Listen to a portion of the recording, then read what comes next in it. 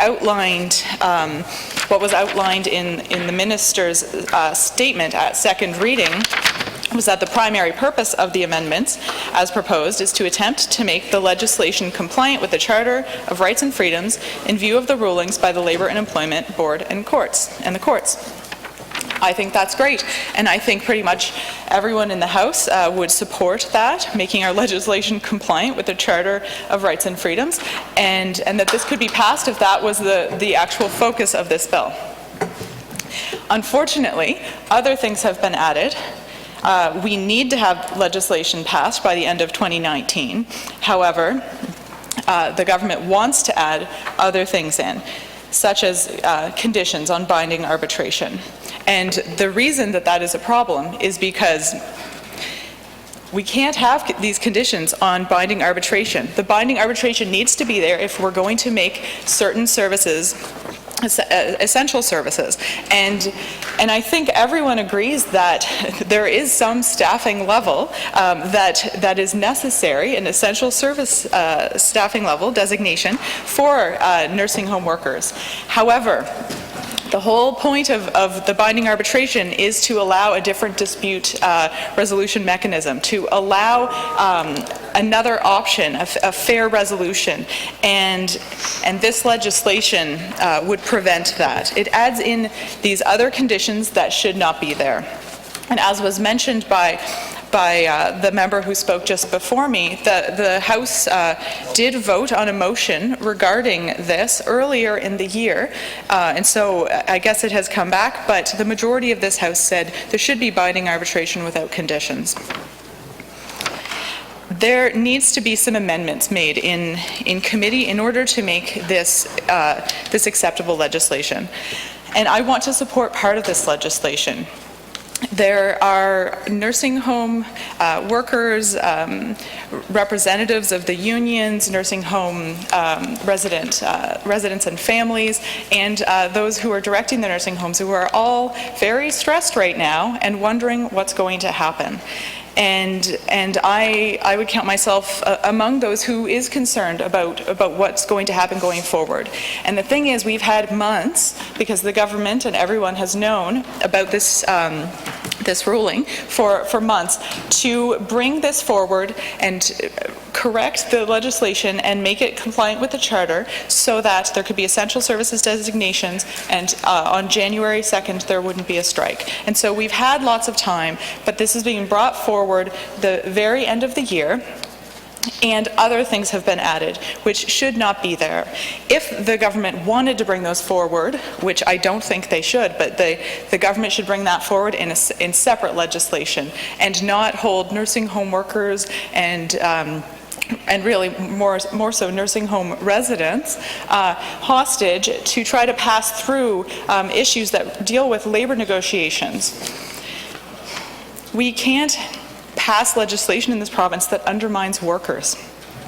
And I heard another member on the other side of the floor speaking about how both the government is digging its heels and feels that these conditions will help make the negotiations favor them, and that the workers also think that. And if it's the case that both sides think that, then that means that these conditions would make it lopsided, and it would not be a level playing field going into binding arbitration. And that is not, we need fair bargaining. We need to have a good spirit of fairness when we have negotiations, when we have binding arbitration, when any of these disputes are being resolved, to make sure that the best and the fairest agreement can be reached with workers. This type of legislation is heavy-handed, and it's unnecessary that these conditions have been added to it. As I said, the binding arbitration conditions have potential to tip the binding arbitration and the process in the favor of the government. And unfortunately, the way this is all playing out, fears are being stoked, and people are terrified.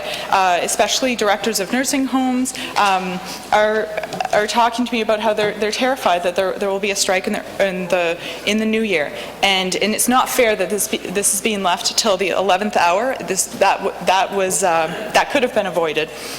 However, I did hear Sharon Tier of CUPE speak last week about how nursing home workers were planning to impose their own designation levels to ensure that nursing home residents are taken care of in the event that this legislation were not to pass in time for the new year. And I was glad to hear that, and it doesn't really surprise me because, you know what, the people who are working in our nursing homes care a lot about the residents that they are caring for. And they do a very important work, and they deserve to be paid fairly, and they deserve to be bargained with fairly. And like I said, they bring a lot of care and compassion to their work, and they don't want anything bad to happen to the workers in the to the residents in the nursing homes either. So we need to pass an amended version of this. And one of the conditions that is outlined here is the ability to pay, and that's been brought up a lot, and I'm just going to add my 2 cents to it. This is, from what I gather, basically meaningless to say ability to pay, but it is meant to limit to basically impose limits and imply that government doesn't have the ability to pay more or to pay a lot more to the workers.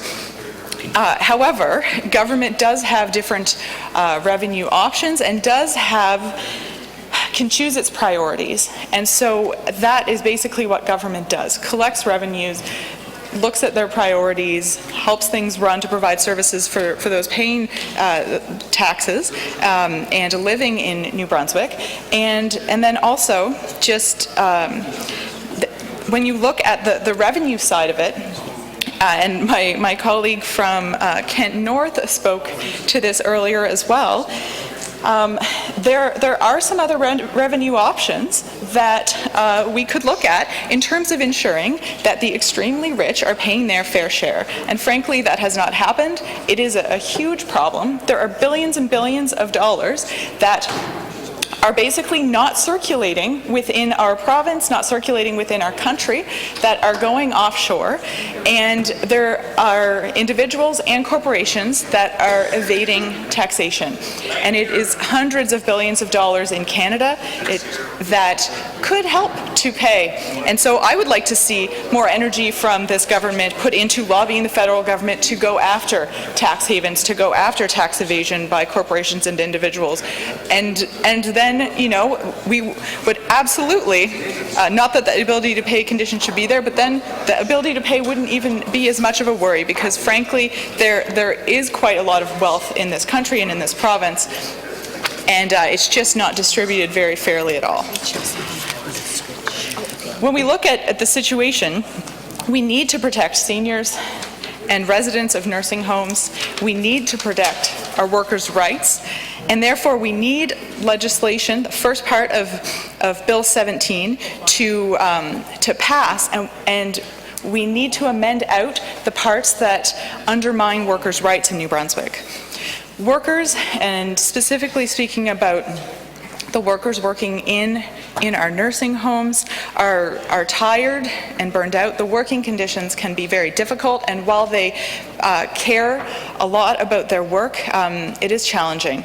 And one of the things that they would love is to have more time to work with each individual resident and to have an increase in the hours of care allowed. The residents are stressed about the potential for a strike, which again we could avoid by just passing the first part of this legislation and passing an amended version. Families are stressed about this. Nursing home directors are stressed. And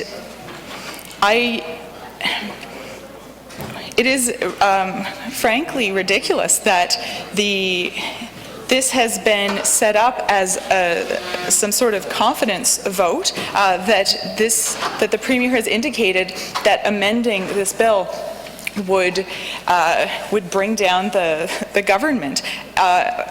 This is a minority government, and there needs to be a way to resolve things and not bring down the government because we need to just make part of our legislation compliant with the Charter. That to me, I find that shocking.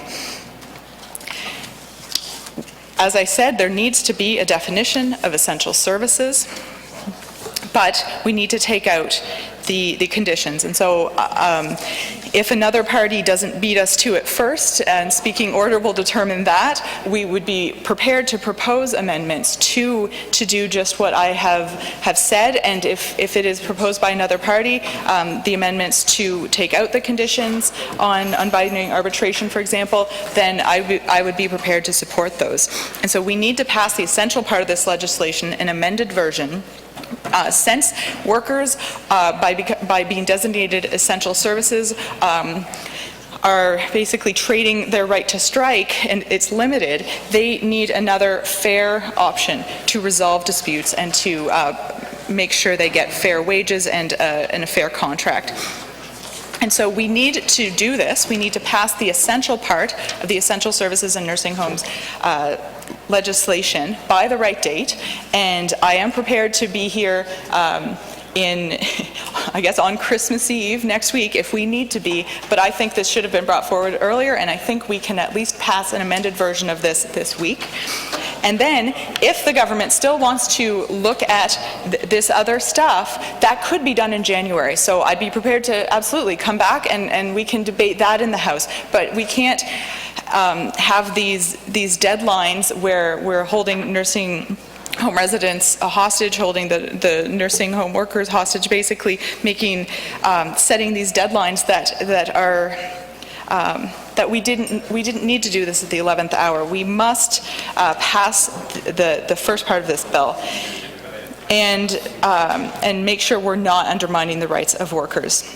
And so not too long ago, I approached another member of this House, someone who sits on the government side, and said we should work together to consult, discuss things. I'd be happy, and I know my caucus would be happy to provide feedback on legislation that comes forward. And he said to me, you can't always get what you want, but if you try sometime, you find you get what you need. And so I would encourage this government and this member to try. And if we amend this legislation and take out the binding arbitration conditions, which are a want, then we can get what we need, which is defining essential services, and we can pass legislation. We can be compliant with the Charter, and so the government may not get what they want for Christmas, but that everyone in New Brunswick would get what they need. Thank you, Madam Speaker.